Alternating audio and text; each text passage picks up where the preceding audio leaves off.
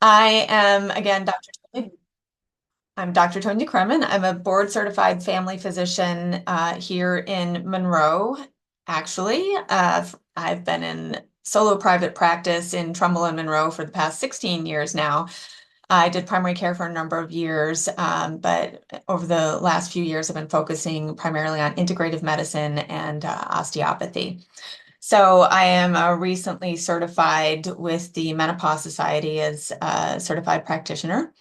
And so we're here tonight to talk to you about menopause. This is a lot of information, and so I'm going to be talking pretty quickly tonight. And over the course of these three sessions that we have scheduled with you, I hope to encompass a lot of what there is to cover regarding menopause, but it's a huge, broad topic, and so I'm absolutely not going to cover everything, but we'll do my best.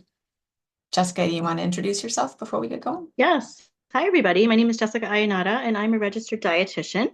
I've been a dietitian for over 20 years, and I've worked in a whole variety of different settings in hospital, outpatient cancer centers, a little bit of everything. I have a true passion for wellness and disease prevention, and I am newly opening up my own nutrition practice called Westminster Nutrition, actually in within Dr. Kremen's office. So we are at the same location and very excited to begin a new specialty in women's health and share with you all everything related to nutrition in this topic. As Dr. Kremner mentioned, there's definitely a ton to cover, and I hope that we can share with you some really helpful information for those of you planning for perimenopause, within perimenopause, postmenopausal. There's so much information that we can provide you in these three sessions to help.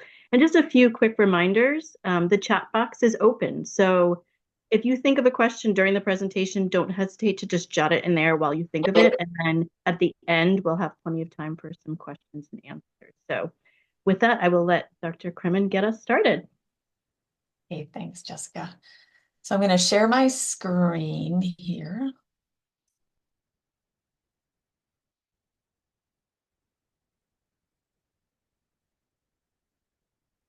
Everybody see that okay?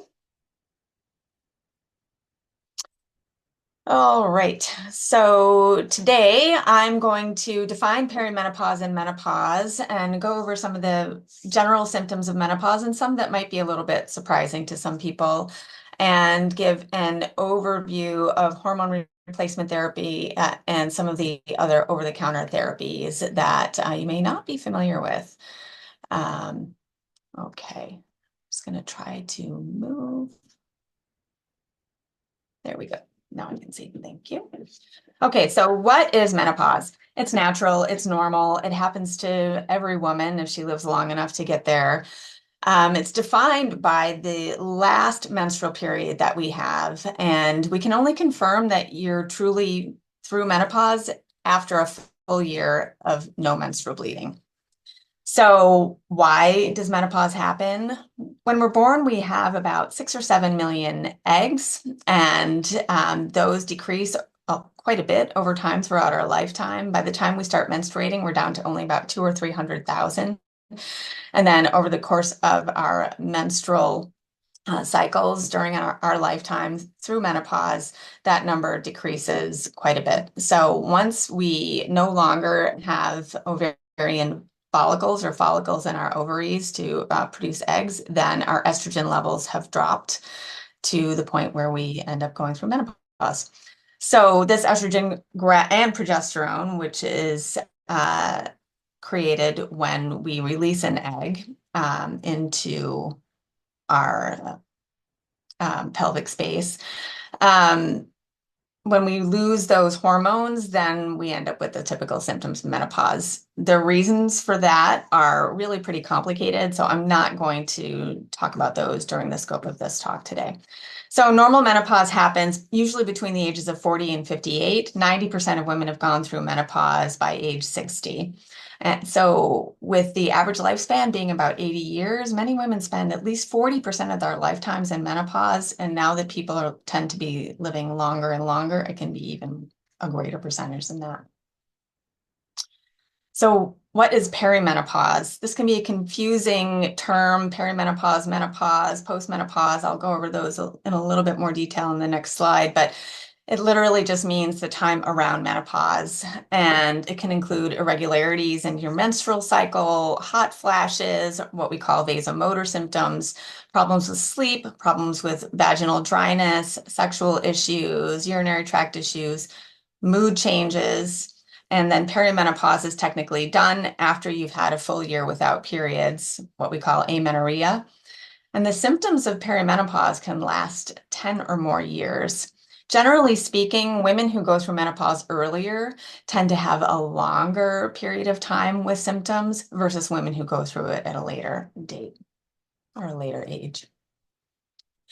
So natural menopause happens to most women, and it is just when our periods stop completely for a total of 12 months, and that's without anything that caused that to happen outside of just natural decline in our egg supply. Induced, or what we call in the medical field, iatrogenic menopause, is when a woman has surgical removal of her ovaries or a loss of ovarian function due to chemotherapy, maybe, or pelvic radiation or other types of chemical exposures to the ovaries that might cause them to stop working. So there's something called primary ovarian insufficiency, which is when women go through menopause prior to the age of 40. This can end up in, of course, irregular menstrual cycles and loss of fertility. And so many times women will determine this is going on if they have difficulties with fertility and they get a workup. But it can't just be assumed that that's what's happening. It really needs to be something that's worked up by a physician, generally an obstetrician gynecologist, or a reproductive specialist. So premature menopause is your final menstrual period. That's what FMP stands for, before the age of 40. Early menopause is generally before 45. Late menopause after 55. And then, as I mentioned before, perimenopause and menopause transition. An old-fashioned term is the climacteric, or the change. We don't really hear those terms anymore, but I remember my mom and grandmothers talking about the change. And these, again, are just that period of time when we have cycle irregularities and other symptoms like hot flashes, sleep problems, etc. And then postmenopause, we can only say that we're postmenopausal after we've had that full year without our period. So we don't really know that we've had our last period until it's been a whole year without one. Okay, so the most common symptoms. Primary symptoms of menopause: changes in our cycles, loss of fertility, vasomotor symptoms, which are hot flashes, mood changes, cognitive changes, like women might talk about foggy brain, not being able to remember things or concentrate as well. Sleep disturbances, which of course can play into foggy brain and mood changes. Weight disturbances, weight gain, changes in our weight distribution. Oftentimes during that menopausal period, women start noticing that they accumulate more fat in their bellies, as opposed to other places in their body. There are some symptoms, a syndrome that we call the genitourinary syndrome of menopause, which includes vaginal dryness, incontinence even, and sexual dysfunction. And then changes to skin and hair. Women oftentimes start losing hair either diffusely in their whole head, or sometimes around the temples, sometimes just the crown of their head. And their skin tends to thin out and become a little bit more dry. Additional health concerns in menopause, we oftentimes relate to just aging, but they absolutely have been found to be related to that loss of estrogen in our systems. Those include decreased bone mass in the form of osteopenia or osteoporosis, high blood pressure, high cholesterol, heart disease, certain kinds of cancer. And these symptoms often start before the final menstrual period. But the most important thing to know is everyone experiences menopause differently, and there's no one menopause syndrome. So this can make it really challenging for women, people going through menopause, and even their physicians to sort out what exactly is going on. And so in general, if you have symptoms that are unexplained, I wouldn't want you to automatically chalk them up to being due to menopause just based on your age. Go see your physician, go see a Menopause Society certified practitioner, somebody who can help you do the right studies to figure out if your symptoms, like your high blood pressure, high cholesterol, muscle and joint aches and pains, if those are related to menopause or something else. So I'm going to go through some more details here about some of the most common issues in menopause. So, of course, our periods change. We have hormonal fluctuations due to the estrogen levels. They can kind of go up and down over time until they slowly drop completely. And we can see our periods oftentimes get closer together. You might start bleeding more, bleeding less. It can vary widely from woman to woman. And then as time goes by, the periods, you might skip one here and there, your cycle might get longer. It really can be widely variable from person to person. Of course, lifestyle influences can play a role in whether or not our menstrual cycle remains regular. And again, so we can't just chalk those changes up to menopause. It can be diet, exercise, stress, overall health can play a role as well. Mood swings can be related to estrogen changes, and we don't really know why. So just as an aside, something that's increasingly just incredibly frustrating to me and most practitioners, physicians who are women, is that for most of medical history, women's health in general was not studied. We were just considered to be smaller men. And even though we menstruated, even though we have children, they didn't really think about the impacts that estrogen could have on our overall health. And so finally now, more and more studies are being done all the time. So a lot of things you will find just don't have the scientific data behind them to say why something is happening and why it isn't happening, why something impacts us one way or another. And so over time, hopefully, we will find more and more scientific data and more information about that. So if your periods do start to change, it's helpful to use a calendar and app to track them. Can kind of help you know how often it's happening, and then you can bring in better information when you go see your doctor. And again, if your periods start to change, if you have other symptoms, please don't assume it's always due to menopause. Please go see your doctor. So abnormal uterine bleeding is when your cycles vary and are inconsistent, and it can be anything that is not a regular period with the same number of days that you've usually had and with the same cycle length that you've usually had. Normal cycle length from first day of one period to the first day of the next is anywhere between 28 and 35 days. If it's anything outside of that range, it's definitely something that you want to talk to your doctor about. Fertility declines, we all kind of know that. It declines significantly after age 35, but really from the late 20s on, it starts to decrease, which is why so many women engage in fertility treatments to help get them pregnant if they put career first or maybe didn't end up in a relationship or choose to have children until later. So what can happen, of course, with later pregnancies and older people is we have increased risk of genetic disorders, excuse me, and miscarriage. And so those people are usually sent to reproductive specialists and high risk OBGYNs to help manage those pregnancies. Fertility treatments, of course, can be costly, risky, and they don't always work. Definitely want to consult a specialist. So hot flashes and night sweats. Pretty much most women experience hot flashes and night sweats. I will tell you personally, if you don't know what's happening, just ask somebody. It's okay. I myself, physician, woman, know about all these things. And it took me 3 months to realize I was having night sweats. I just kept waking up in the morning a little bit wet, and they didn't wake me up at night. They weren't that bad, and I wasn't having hot flashes during the day. And so finally, about 3 months in, I said, "Oh, you're having hot flashes. You're having night sweats." And so it just kind of progressed from then on. So the symptoms can be sudden feeling of heat, sensation. A lot of women just feel a little bit of warmth. There's a whole spectrum to what people experience. Sometimes it's just, oh, is it a little warm in here? Or sometimes it's like, oh my God, let me take off all my clothes. And women are just drenched in sweat and red from the waist up and just can't take off enough clothes. So, and everybody's different in this again. There are some thoughts and a little bit of research that shows that sometimes obesity can play a role in that. If women are overweight, if they don't exercise, if they drink a lot of alcohol, if they smoke, if they're unhealthy in other ways, it can worsen hot flashes.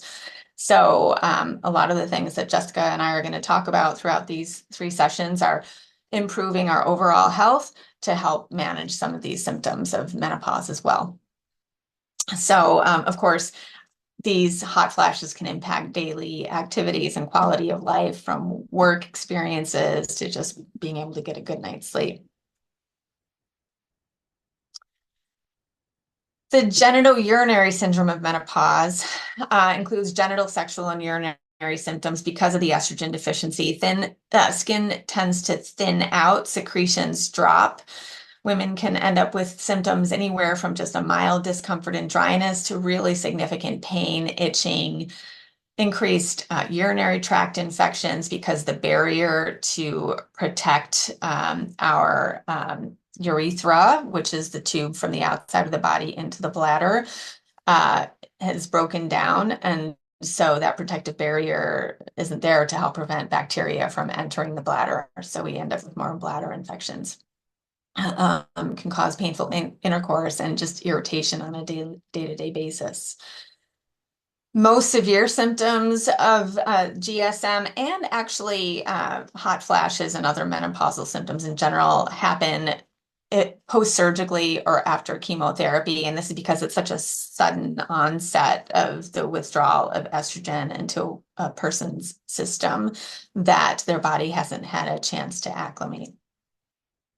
So these symptoms often worsen over time without appropriate treatment. And luckily, there are simple treatments that most women can use that are either over the counter, including vaginal lubricants or moisturizers. Those are safe for pretty much anyone as long as you don't have an allergy to the ingredients, or vaginal estrogen treatments in the forms of creams or pills, or wax inserts that can go into the vaginal area.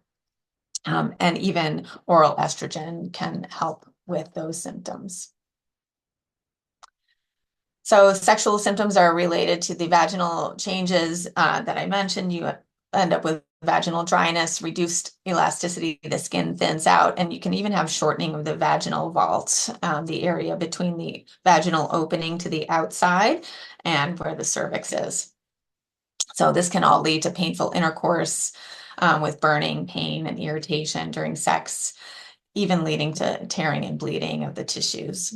So of course, you can imagine this can reduce sexual pleasure and impact relationships as well. So this is, sexual health is actually a really important component of health, women's health and men's health, that a lot of people are not comfortable talking to their doctors about. But please, we want you to know we are comfortable talking about all of these things, and there's nothing that we haven't heard in general. And if you don't feel comfortable speaking to the physician that you have now, find somebody that you are comfortable talking with these things about, because it's really important. So urinary symptoms, as I mentioned, estrogen is crucial for bladder and urethral health. Symptoms include burning, pain, increased frequency, urgency, and risk of infections. Can end up with incontinence as the tissues thin out in the vaginal area. Then the supportive tissues for the bladder can also weaken, and we can end up with even something as severe as a bladder prolapse. So, or a uterine prolapse. So that's very severe. That's not that common, but it can happen. Incontinence, of course, losing your urine when you laugh, sneeze, or don't take time out of your day to use the bathroom frequently enough, and then having to get up multiple times during the night to use the bathroom as well. So oftentimes, so the first line treatment for these symptoms is actually vaginal estrogen, which is safe for pretty much anyone. Oh, I don't know who wrote on my screen. Okay, so common treatments for menopausal symptoms. I'm going to speed through these and I'm going to be mindful of time. Sorry, Jess, I'm going to speed through. Okay, so I'm going to go through these really quickly and I'll talk about them in a little bit more detail next time. So prescription treatments during perimenopause and menopause, actually in perimenopause in particular, this might surprise you, oral contraceptives, the pill, is the best treatment before you've had that final period, as long as you are eligible for it. So I'll go over that a little bit more in a second. Vaginal estrogen, I mentioned before, systemic or oral estrogen, combined estrogen, progesterone in the form of a patch or a pill. And then there are some non-hormonal prescription treatments that are beneficial in particular for hot flashes, depression, and incontinence. I'm going to take a drink, excuse me. Okay, so most of us probably know someone who has gotten pregnant in their late 40s and we were stunned because they didn't think that they could get pregnant. It's still possible and considered possible until 1 year after that final menstrual period. Now, the caveat to that is the average age of menopause or that final menstrual period is 51. If you're a younger person who's gone through menopause in your early 40s, sometimes pregnancy is still possible longer than 1 year after that final menstrual period. So just something to keep in mind. So hormonal contraception during perimenopause is surprising to most people, but actually still the best option to help manage those symptoms of hot flashes, sleep issues, because the doses of hormonal contraception are actually higher than hormone replacement therapy. It's still the same medications, but higher dose. So they will suppress our ability to become pregnant and also manage those menopausal symptoms. And there are all different kinds of combinations. Estrogen and progesterone or progestin contraceptives are classic and most appropriate for healthy, lean, non-smoking women who don't have any contraindications. For women who maybe smoke or who are at a higher weight, we can use something called progestin-only contraception, such as the mini pill, or there's even an over-the-counter option called the O pill. Now, with that in mind, those progestin-only contraceptive methods are not necessarily going to help with many of the issues of menopause. They tend to be great for sleep, which can in turn help mood, but they won't be as beneficial for the genitourinary syndrome or for hot flashes.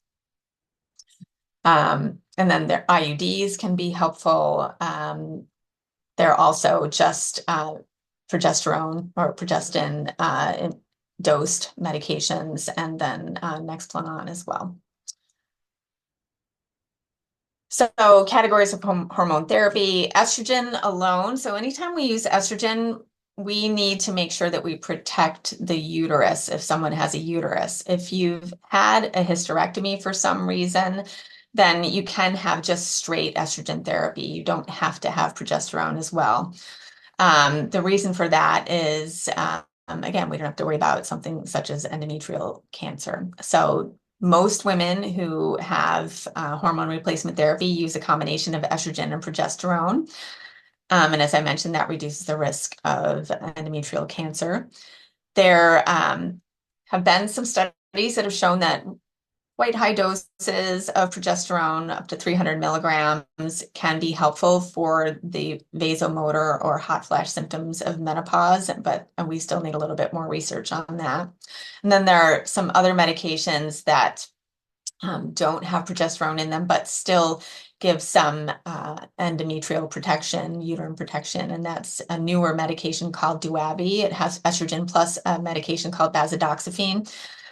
So that does give adequate protection without using progestogen. Selective estrogen receptor modulators have typically been used for breast cancer reduction, osteoporosis prevention, and painful intercourse. So some of those are available as well. And then in some women who have moderate to severe pain when they have intercourse, it's available to use DHEA inserts in the vagina. So just a little note about bioidentical hormone therapy. It's actually a marketing term. So in our bodies, we make estradiol, estrone, and estriol, as well as progesterone, testosterone, DHEA, and cortisol.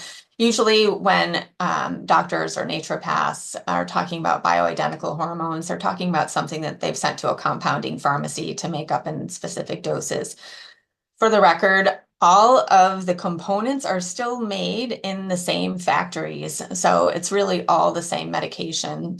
So we do have a good compounding pharmacy here in Monroe. We have compounded solutions.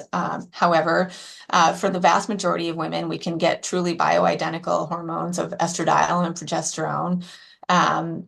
Through the pharmaceutical companies. And in that way, we know that they have been quality controlled to make sure that it says exactly what it says on the label, no more, no less, and no contamination with something else. So there's actually no scientific data to say that compounded hormones are better for women or people in general. I will say that for some people who may have allergies or sensitivities to some of the fillers and some of the creams or other agents in the pills or creams, sometimes a compounded product is beneficial because then they can eliminate those things. So there are some non-hormonal prescription medications that can actually be really helpful for hot flashes, and these have been studied and validated. And they include several antidepressants, including paroxetine, which is Paxil, citalopram is Celexa, escitalopram is Lexapro, venlafaxine is Effexor, and desvenlafaxine, I'm forgetting the brand name on at the moment. But so those can be beneficial for hot flashes. Gabapentin is an anti-seizure medication that's been used for fibromyalgia. That's been shown to be beneficial for hot flashes. And oxybutynin is actually something that we use for incontinence, which has been shown to be helpful for hot flashes. So all curious side effects that all of these medications that are beneficial for things not related to menopause can be so helpful with the hot flashes. There's a new medication called Veozah or fezolinetant, which is a different class of medication called neurokinin 3 antagonist. And there's no quiz on this. You don't need to remember that. But that can be very helpful and is a non-hormonal medication. The newer medications tend to be quite pricey and oftentimes not covered by insurance, so just something to keep in mind. And as an aside, there are actually cognitive behavioral therapy and hypnosis have been shown to be very helpful with menopausal symptoms, in particular hot flashes as well. The data is mixed on acupuncture. I will tell you, my patients who come in for acupuncture for their hot flashes generally are very happy with the results that they get. So some over-the-counter treatments and self-care. I mentioned briefly earlier vaginal lubricants and moisturizers. Lubricants are a one-time thing. You use them when you need them at the moment. Moisturizers are a little bit different. You use them every day and it helps build up the moisture over time. You can use them together. There are, of course, over-the-counter sleep aids. For hot flashes, layering your clothing, be prepared because oftentimes you're freezing one minute and want to rip everything off the next. You can bring a little spritz bottle with you wherever you go, of course, like this lady is doing. Sleep lightly dressed. Oftentimes people are really happy with just sleeping with one foot out from under the covers can make a big difference. There are apps that you can use that help with guided imagery, which is similar to hypnosis, which can kind of help when you're having a hot flash to help work you through it so it doesn't feel so bad. And then black cohosh is an herbal medication that has been used for a long time and helps a lot of people with hot flashes in particular. But the data is kind of mixed on that as well. So Jessica's going to talk a lot more about diet and lifestyle approaches. So in general, for overall good health, get a good night's sleep as much as you can. Don't smoke, reduce your caffeine intake, reduce or eliminate alcohol and other substances, eat a plant-based anti-inflammatory diet, and exercise 30 to 60 minutes most days of the week. That's it. So that's my office information, menopause.org. It used to be called the North American, it's still called the North American Menopause Society, but their website now is just menopause.org. And there's a new book that probably many of you have read or heard about called The New Menopause by Dr. Mary Claire Haver. I have read the book. It's loaded with a ton of information. It's an excellent book, so I recommend it highly. And I hope that helps. And I'll take questions at the end. Thank you so much. That was just such a comprehensive review. Okay, so I'm going to share my screen now. And give me one moment to get set up. So you all will be pleasantly surprised that we did not plan to have the same background, but we're on the same page. So we have the same presentation slides, which is nice. So I'm really excited to kind of build on what Dr. Kremen has already talked about, all of the kind of basics of perimenopause and menopause, and help to give you some good nutritional guidance on how to get through this transition. So just a brief disclaimer, obviously, this is evidence-based nutritional information, but not meant to be a substitute for individualized medical advice and nutrition advice. So today we're going to talk about how to nourish your body through the perimenopause and menopause transition. We'll discuss how to include more nutrient-dense foods, with which Dr. Kremen had just mentioned briefly. And then I'll go over some key nutrients that are really helpful in perimenopause and menopause, as well as foods that you might want to limit. And then we'll briefly discuss some weight management techniques, and we'll definitely be able to get into more weight management strategies in the next session. So first, I want to just kind of review, and I know you kind of just heard a lot of these things from what Dr. Kremen mentioned, really just putting yourself first. And a lot of times when we get to this perimenopause age and we reach menopause, we're not always used to putting ourselves first and prioritizing self-care. And so really what we want to do is use the power of good nutrition to help our bodies through this transition. Nourish our bodies with the right nutrients. It will help you feel more balanced, energized, give you more strength, less fatigue. And I can testify that just even small changes in your diet can make a huge difference in how you feel each and every day. So ideally, we want to consume nutrient-dense foods, and I'm going to talk a lot more about this in a little bit. We want to manage our weight with healthy diet and lifestyle. We don't want to do crash diets, fad diets, fasting diets. You know, we really want to have a good balanced approach. We want to maintain adequate hydration. And a lot of times when we reach these stages, our thirst mechanisms aren't the same. So we really do need to prioritize drinking enough throughout the day. And of course, get enough sleep, aiming for 7 to 9 hours a day. Obviously, without sleep, that can compound all of these symptoms. And reiterating the importance of daily exercise, aerobic, stretching, and resistance exercise is very important as well, aiming for 2 to 3 times per week. As you are able, obviously, building muscle is really, really important during this phase. And of course, managing stress, you know, as best you can. And guided imagery, things that Dr. Kremen mentioned are certainly helpful with that as well. So what are nutrient-dense foods? So I like to use a really helpful analogy when I talk about a good nutrient-dense diet. So when you think of your body like a nice, clean, white shirt that you would want to maintain and keep it, you know, keep it in good condition, right? You'd bring it to the cleaners as soon as you had a spot on it or a stain.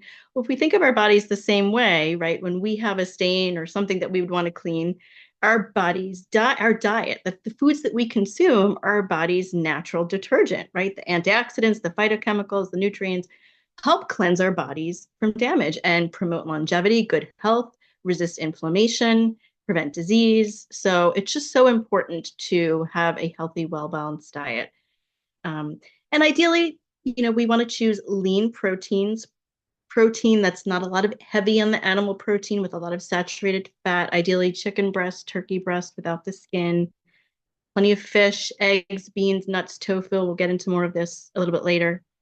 And of course, one of my favorites as part of a nutrient-dense diet is including plenty of fruits and vegetables.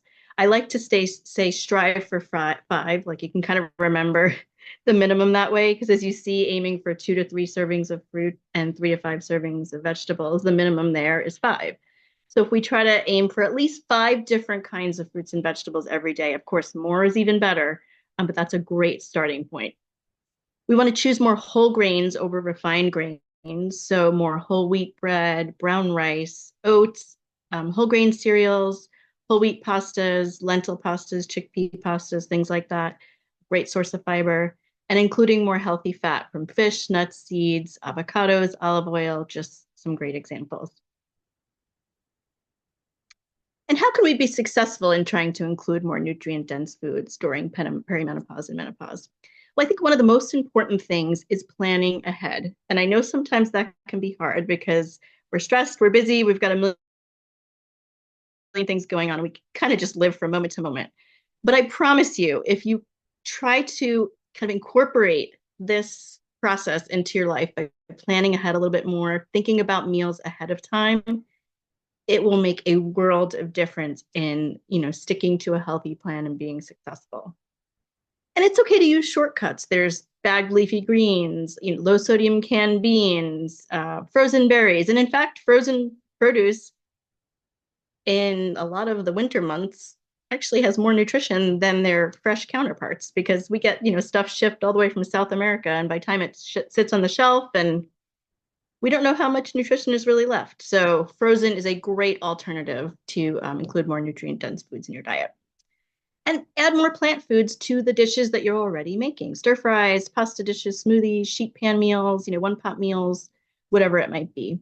And always try to aim to include more healthy cooking methods, baking, broiling, steaming, roasting, rather than frying and using a lot of butter, oil, cheese, things like that.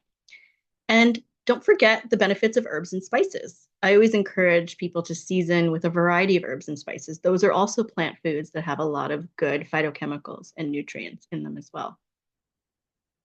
So let's talk a little bit more about adequate hydration.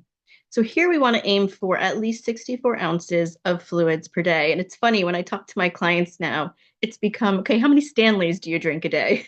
everybody now has one of those 32-ounce Stanleys. So I'm like, okay, we're having at least 2 Stanleys a day. But all kidding aside, it is really important because, like I said, we do lose that thirst mechanism. And especially if you are vigorously exercising, you do need more than that. So definitely pay attention to make sure you're drinking enough throughout the day and start early. I myself am quite guilty many, many days of not drinking until it's too late. And then I already feel that sluggishness, fatigue, and all the side effects that can come along with it. So definitely start. I usually recommend as soon as you wake up, drink a nice glass of water. Keep yourself hydrated. Preferably non-caffeinated, unsweetened beverages, so like water, seltzer, tea, decaffeinated coffee. And remember, hydration has the added benefit of also potentially helping reduce your hot flashes, night sweats, the vaginal dryness, helping to prevent urinary tract infections. So it really is key. And even mild dehydration. So you don't even necessarily realize you haven't drank enough because you feel like, okay, I've been kind of drinking throughout the day. But even mild dehydration can lead to constipation, chronic headaches, fatigue, worsen that feeling of brain fog. You really want to aim to a nice kind of lemonade colored, pale colored urine. That's how you're drinking enough throughout the day. So just be mindful of that. Now we'll talk about some of the key nutrients for perimenopause and menopause. And we'll go through each of these individually. So first off, calcium and vitamin D. Well, I think you all probably know that these are important for bone health, but even more important in perimenopause and menopause because the lower estrogen levels can lead to bone loss. And we'll talk a lot more about this in the next lecture as well. For calcium, we want to aim for 1,000 to 1,200 milligrams per day, or as prescribed by your healthcare team. Obviously, calcium is a mineral that's really important to maintain bone health. Food sources are always priority, and you always start with food sources first. Obviously, we all know dairy products contain calcium, but also your leafy greens, canned fish, so like sardines, and then a lot of foods are fortified with calcium these days, especially a lot of your non-dairy milks and soy milks and things like that. So those are also good sources as well. And if you feel like your intake is limited or you're lactose intolerant or you just have food sensitivities where you're not able to get in a lot of those foods, definitely discuss a calcium supplement. with your medical team. And then vitamin D, same, very important, helps the body absorb calcium. In our latitude where we live in the Northeast, obviously we don't really get a lot of sun exposure in the winter months, so 1,000 to 2,000 units is usually standard for most people. However, based on your body's level, so if you have your lab level drawn by your healthcare team or your primary doctor, they can individualize vitamin D level that is appropriate for you. Food sources include fortified milks, fortified cereals, a lot of fortification once again, but you could also get it from egg yolks, fatty fish, and obviously appropriate sun exposure in the summer months. So definitely discuss that. If you've never gotten a vitamin D level checked before, I mean, I think most doctors do it pretty standard now, but if you haven't gotten it done in a while and you're kind of in this perimenopause, approaching this transition, might be important to get a baseline so that you can make sure to make sure you're getting in enough. And now magnesium is also a mineral that doesn't often get a lot of attention, but is also really helpful with a lot of menopausal symptoms. It can help with hot flashes, definitely improve sleep and mood. And there are a lot of great sources of magnesium: dark leafy greens, whole grains, legumes, fatty fish, nuts, seeds, even bananas, avocado, dark chocolate. And I always like to use the example. So for those who are still menstruating and you might crave dark chocolate around a certain time of the month. And I always tell people, our bodies are pretty intuitive. And a lot of times they will tell us what we need. We crave foods for a reason. And that might be, you might need a little extra magnesium. And then if you don't feel like you're getting enough in your diet, or you have any kind of inability to get good food sources, obviously you can discuss a supplement with your medical team as well. Now let's talk about phytoestrogens. These get a lot of attention in perimenopause and menopause because they are plant chemicals that actually can mimic estrogen in the body. And so including them in the diet can actually help alleviate some of the menopausal symptoms, including hot flashes. So sometimes, rather than kind of going straight to a hormonal therapy, we can try to add things to our diet that might help us through this transition. In addition, phytoestrogens have a great benefit of also helping with gut bacteria that can be associated with systemic inflammation as well. The good sources include soy, so foods like tofu, tempeh, edamame, soy milk, soy yogurts. They provide isoflavones, which is the type of phytoestrogen in those foods. And then flax seeds and cruciferous vegetables provide lignans, which are other types of phytochemicals. With flax seeds, it is important to grind them so that you fully expose the healthy fats and fibers in the flaxseed. So if you do grind them, I would recommend you keep them in the refrigerator because it does contain a high amount of fat. It can kind of spoil and become rancid, so definitely store them in the refrigerator. And then healthy fats. So omega-3 fatty acids are definitely not as big a part of our traditional Western American diet as they should be. Typically, we see a lot of these foods in the Mediterranean style diet, which is a wonderful diet pattern for perimenopause and menopause. So omega-3 fatty acids are found in fatty fish, salmon, tuna, mackerel, preferably wild, because then we know the fish is feeding on its natural sources. So not farmed, we want to aim for wild. And then once again, we see a lot of those seeds: flax seeds, chia seeds, hemp seeds, and walnuts are a great source of omega-3 fatty acids.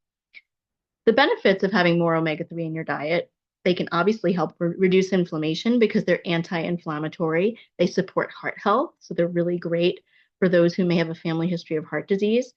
And they can also help with mood regulation during menopause. So having good omega-3 in your diet might be something you want to plan for, especially if you are someone who's kind of prone to large mood swings during your normal menstrual cycle. You want to plan ahead and have a lot of good omega-3 in your diet during the perimenopause transition. And if you aren't able, once again, to get enough in your diet, definitely talk to your healthcare team if an omega-3 supplement is appropriate for you. You would want to make sure it doesn't interfere with any other medications or supplements that you are taking, and that you get a reputable brand. A lot of times when we're talking about supplements here, they aren't regulated the same way foods and drugs are. So you have to make sure you're getting a brand that's third-party tested, making sure there's no impurities. And so definitely be sure to discuss that with your healthcare team before just kind of picking any bottle off the shelf. And now protein. Now, we all know protein is an important macronutrient in our diet, but it becomes extra important during the perimenopause transition through menopause. And the reason for this is that each decade of our lives, we lose 10 to 15% of our muscle mass. So by the time we get to age 40 or even reach age 50, that can amount to a pretty significant amount if we don't maintain a good, healthy diet and exercise regimen. So it is really important to focus on make sure that you're getting enough protein in your diet during this transition. You want to aim for about 25 grams per meal. And that can be tough for people who are not used to eating a really significant breakfast. So I would definitely um, encourage you in the next presentation, when I go through some more strategies for weight management, I'll give you some good, healthy ideas for breakfast, lunches, and dinners. So here you want to always choose lean protein, chicken, turkey, fish, eggs, beans, tofu, nuts, seeds. I know it keeps saying the same foods all over again, but the great news is that these foods do contain all the nutrients that your body needs. So definitely including more of them is very helpful. The other great thing about protein, it keeps you feeling full. So if you're trying to lose weight or not overeat as much, definitely promotes fullness, satiety, and of course, provides good protein to maintain muscle mass. A lot of people ask me animal protein versus vegetable protein, which is preferable. Obviously, a plant-based diet, nutrient-dense diet that we are encouraging, plant proteins should be a big part of it, with animal protein being a little bit of a less part of it, simply because especially red meats contain a lot of saturated fat, and large intake of red meat is linked to other chronic health conditions, heart disease, cancers. So generally, I recommend reducing red meat consumption to no more than 18 ounces of red meat per week. And that's typically recommended by the American Institute for Cancer Research. And I'll go through a little bit more about that in the next presentation as well. And then finally, fiber. High fiber diet is so critical in helping manage weight, improving digestion, and supporting your heart health. So here, the number is also 25. We want to aim for 25 grams of fiber per day. Now, most Americans only consume about 10 grams a day, so we're pretty far off the mark. So if we want to try to aim for 25, I would recommend that you do add fiber slowly. Don't add it all at once, because a lot of times adding it too quickly can cause constipation. And you do want to make sure if you are consuming a high fiber diet that you're also drinking enough. So that will help to promote regularity and prevent any constipation as a side effect as you increase the fiber in your diet. And of course, including plenty of fresh fruits, vegetables, whole grains, beans, nuts, seeds are all great sources of fiber, phytochemicals, antioxidants, and great nutrients for perimenopause and menopause. If need be, fiber additives can be used, but of course, discuss with your healthcare team first. There are some pros and cons in that realm, and sometimes medications, you can't take them too close to certain fiber supplements. So that's not something to just add. Definitely discuss it with your healthcare team if that's something that you think that you need to reach your goal.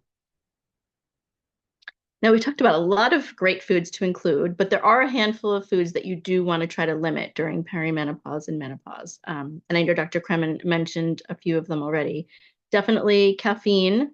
It can trigger hot flashes, obviously disrupt sleep, especially if you're having too much caffeine later in the day. So limiting your intake can help manage your symptoms more effectively. Try to substitute, especially later in the day, with more decaffeinated coffee, tea, herbal teas. And most importantly, be mindful, because there's a lot of hidden caffeine content, especially in energy drinks and supplements that you may not even realize. So always check the label, especially if it's something that you take pretty regularly, you might not even realize, and that could be exacerbating your symptoms. In general, I say anywhere from 1 to 3 cups at max, and definitely anytime before 3 p.m. I usually don't recommend drinking caffeine after 3 p.m. And obviously, if you're used to a lot more than that, you want to wean off of it slowly so that you don't, have this painful headache and side effects. And then alcohol can also aggravate hot flashes, disturb your sleep, and affect other health conditions as well. So generally, best to avoid. But if you do consume, we recommend not consuming more than 1 drink within a 24-hour period. And that's based on, especially for overall cancer prevention, breast cancer prevention. no more than 1 drink per day for a woman, and that equals 12 ounces of beer, 5 ounces of wine, and 1.5 ounces of hard liquor. We also want to limit high sugar and high processed foods. I think this is probably a no-brainer, but they definitely lead to energy crashes, can worsen mood swings. You really want to replace them with more whole, nutrient-dense foods to keep your energy levels stable and to get more bang for your buck, right? Because they're just empty calories. They're not giving your body any added benefit. And then spicy foods can also aggravate food symptoms for some women. So kind of keep that in the back of your mind if some of these symptoms you're identifying with, and try to replace them with milder herbs and spices as needed. So here's the big question that people always ask me is weight gain. And during this transition, obviously, it is quite common to notice some weight gain and weight changes.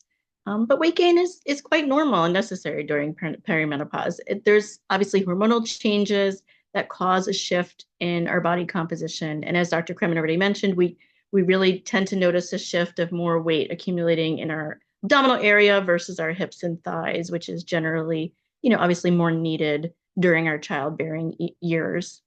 In addition, it's not all menopause's fault. There are also age-related declines in muscle mass that can decrease your just general metabolism, your resting metabolism, which is how much energy you burn at rest. Therefore, if your metabolism is lower and you still eat the same amount, obviously you can gain weight.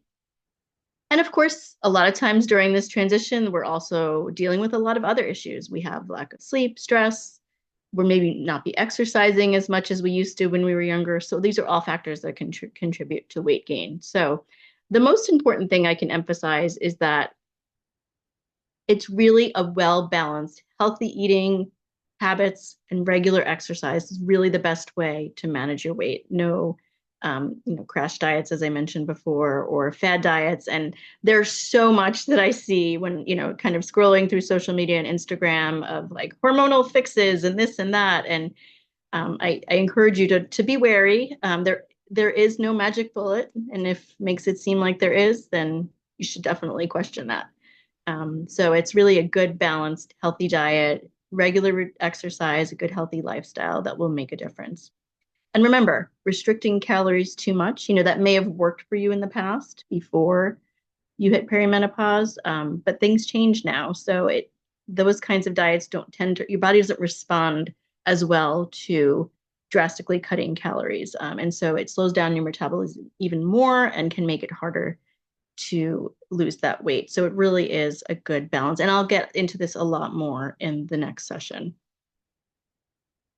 But I thought I could leave you off today with at least some, good fun foods to kind of start including in your shopping list for as a good takeaway for your menopause toolkit.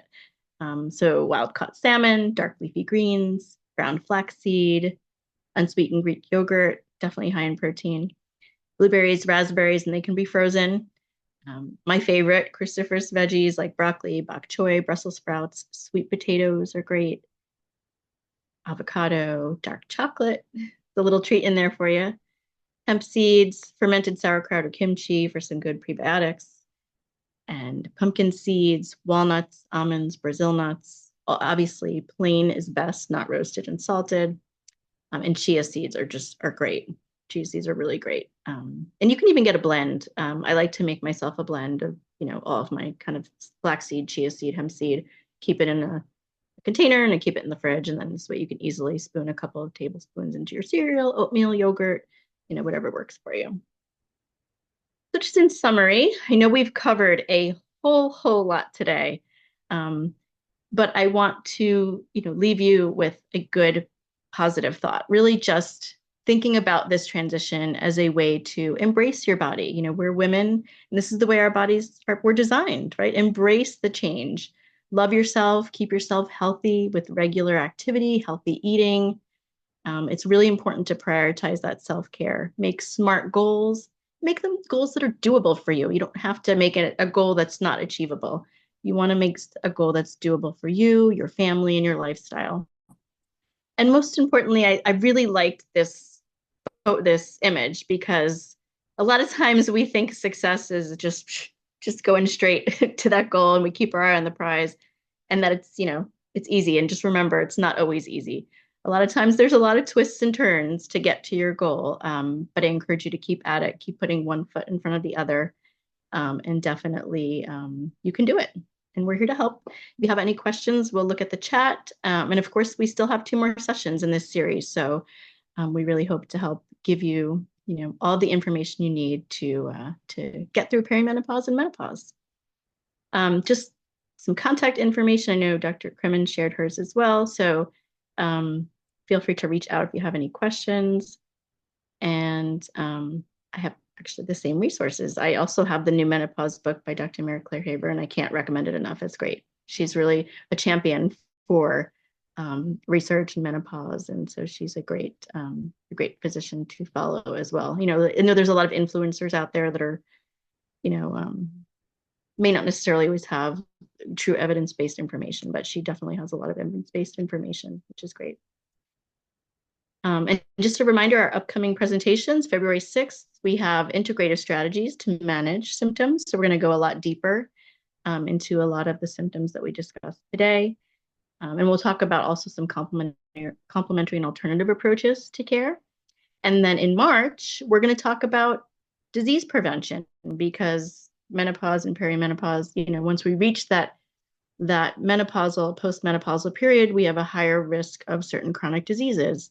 And so we're going to talk about how to promote optimal health and longevity.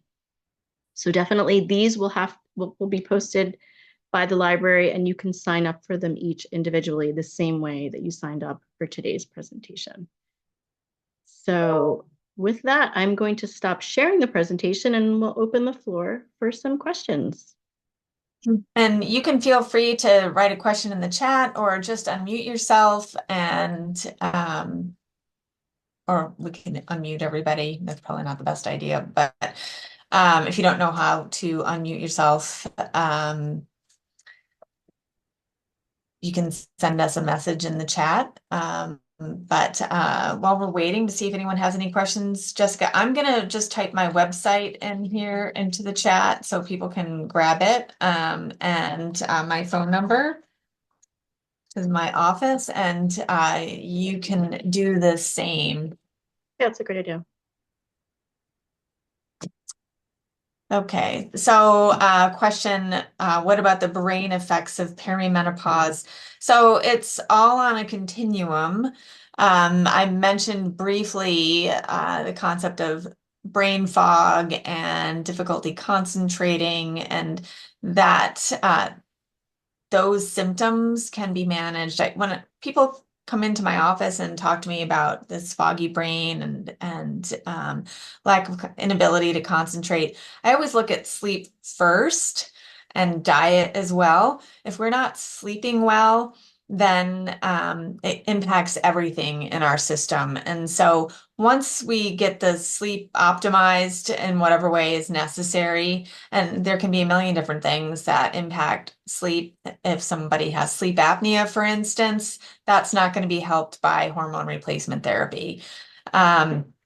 If somebody has a child who's waking them up 5 times a night, that's not going to be helped by hormone replacement therapy. So there are so many different things that we have to look at.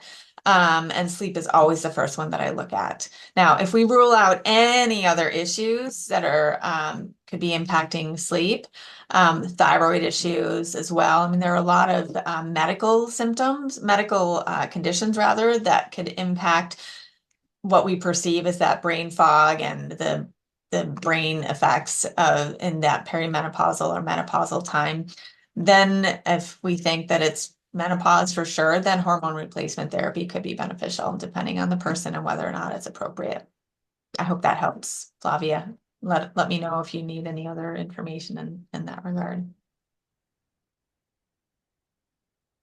And I can also speak from experience, kind of having experienced the brain fog nature of the transition.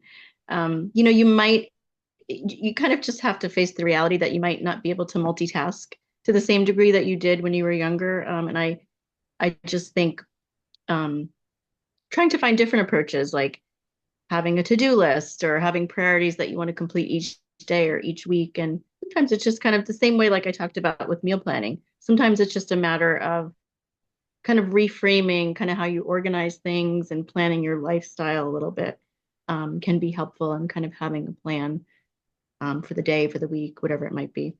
Oh, also, I see we have another question, but back to the brain fog issue. Hydration can play a big role in that too. Even a small, by the time you feel thirsty, you're already 3% dehydrated.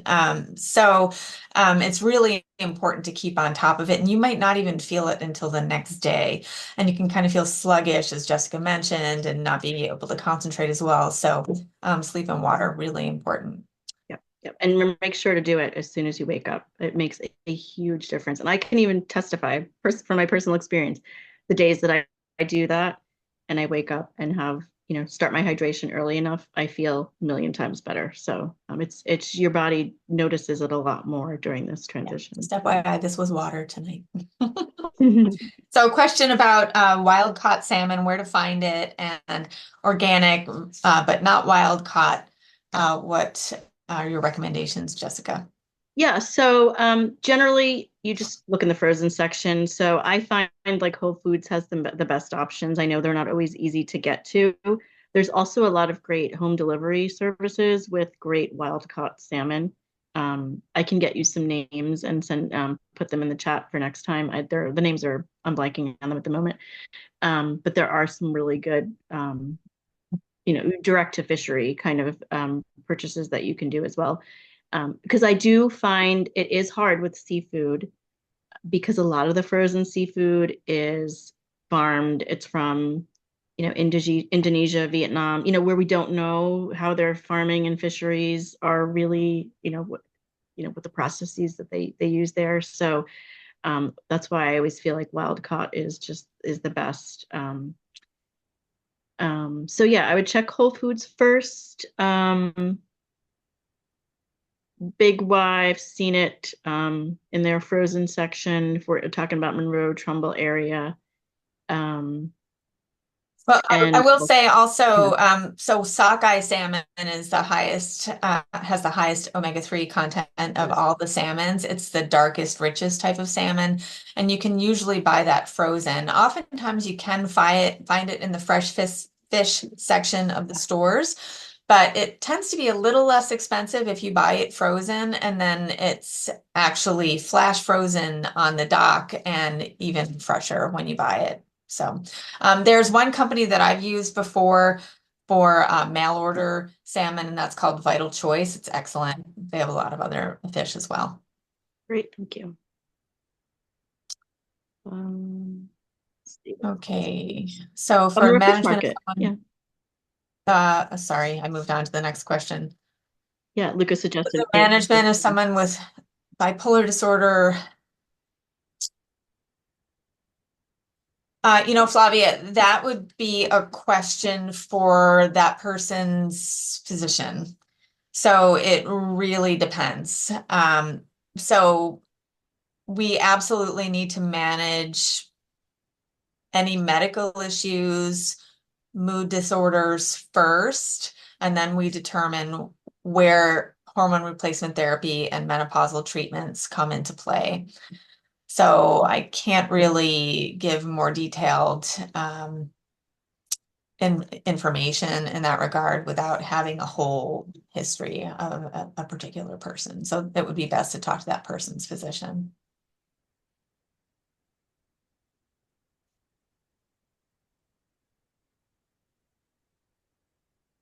Any other questions, anybody? Anything, ask us anything.